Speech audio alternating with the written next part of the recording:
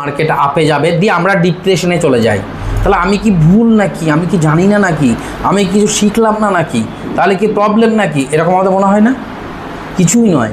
এই মার্কেটে আমি কি দেখালাম, আমাদেরও প্রতিটা ট্রেডে লাভ হয় না, প্রতিটা ট্রেডে লস হয় না, কিন্তু আমাদের লসটা সামান্য, লাভটা বেশি, অল ওভার প্রফিটে।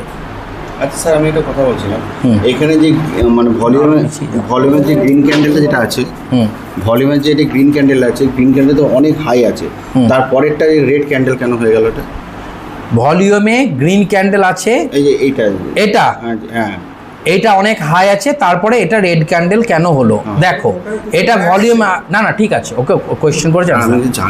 এখানে যে ভলিউমটা আছে ভালো করে বোঝো, এখানে যে ভলিউমটা আছে, তুমি যেটা কোয়েশ্চেন করেছো আমি বুঝিয়ে দিই। এই যে ভলিউমটা তুমি বলছো এত বড়, এটা কি কালারের ভলিউম? গ্রিন কালারের। সেটা দেখে তোমার মনে হচ্ছে যে এখানে সবাই বায়ার আছে, এটাই তো স্বাভাবিক, এটাই মনে হচ্ছে তো। কিন্তু এখানে বায়ার সবাই নেই। কেন, কি করে বুঝলাম আমি? এই দেখো উইক আছে, আছে না? তার মানে এটা প্রথমের দিকে বায়ার ছিল, পরে সেলার এসছে।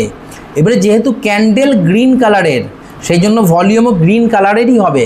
তার মানে এই নয় যে আমাদের সবাই ওখানে বায়ারই আছে।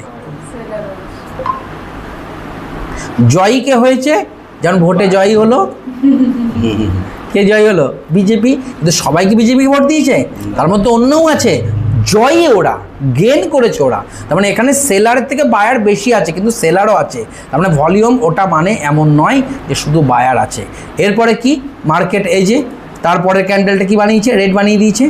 সেখানে দেখো ভলিউম অতটা তুলতে পারেনি, এটাকে কভার করতে পেরেছি কি না? তাহলে যেহেতু কভার করতে পারেনি, তার মানে সেলারও অতটা নেই। তার মানে এখানে প্রফিট বুক হয়েছে, নতুন কোনো সেলার আসেনি। তারপরে গ্রিন ক্যান্ডেল আস্তে আস্তে আস্তে আস্তে মার্কেট উপর দিকে নিয়ে যাচ্ছে।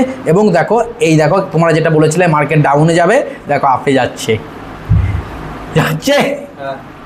আর এখানে এতক্ষণ কিন্তু বায়ার ছিল, এবার সেলার এন্ট্রি মারছে, দেখো দেখতে পাচ্ছ, কারণ ট্রেন্ডটা আছে আপ। হ্যাঁ, এবারে আমরা কি করেছি, আমরা সেই বুদ্ধি খাটিয়ে যে আমরা যদি এটা এন্ট্রি করেও থাকি নিচের দিকে, এই জায়গায় দেখো স্টপ লস হিট করে দিত, কিন্তু এখানে যদি স্টপ লস রাখতাম হিট করে দিত, কারণ ওই হাইটাও কভার করবে। তো সেই জন্য মার্কেটে একটু উপরে স্টপ লস দিয়েছি, যাতে যদি ওখান থেকে ঘুরেও যায় আমার স্টপ লসটা হিট হবে না। বোঝা গেছে? কিন্তু তোমরা একটা জিনিস একদমই করবে না, যে স্টপ লস যখন হিট হবার কাছাকাছি হয়ে গেছে আর একটু পিছিয়ে দিই, আর একটু পিছিয়ে দিই, শেষ হয়ে যাবে মার্কেটে। তোমাকে স্ট্রিক্ট থাকতে হবে। স্টপ লস হিট হয়েছে মানে তুমি ভুল করেছো, এবং ওই ভুল থেকে তোমাকে শিক্ষা নিতে হবে।